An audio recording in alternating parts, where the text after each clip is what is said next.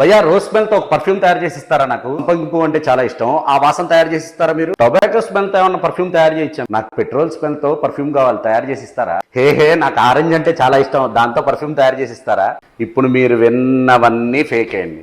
ఎందుకు చెప్తున్నా అంటే ఈ మాట, ప్రపంచంలో ప్రతి దానికి ఆయిల్ కనిపెట్టి పెట్టేశారండి.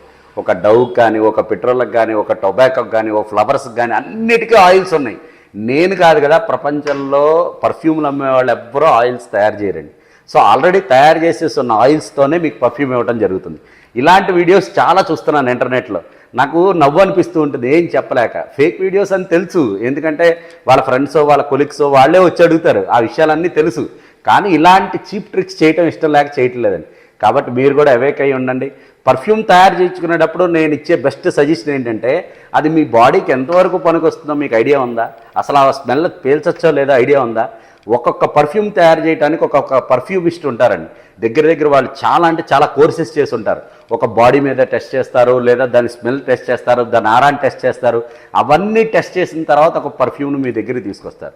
లేదు కాదు నాకు నచ్చిన పర్ఫ్యూమే తయారు చేసుకుంటా అంటే అది మీ ఇష్టం అండి. మీకు తెలుసు కదా మా షాప్ ఎక్కడ, ధుని పరిమళాలయం, ప్రగతి నగర్. మన దగ్గర కూడా పర్ఫ్యూమ్స్ ఉంటాయండి, అవన్నీ టాప్ బ్రాండ్స్లో ఉంటాయి. ఖచ్చితంగా వచ్చి తీసుకెళ్ళండి. Thank you so much.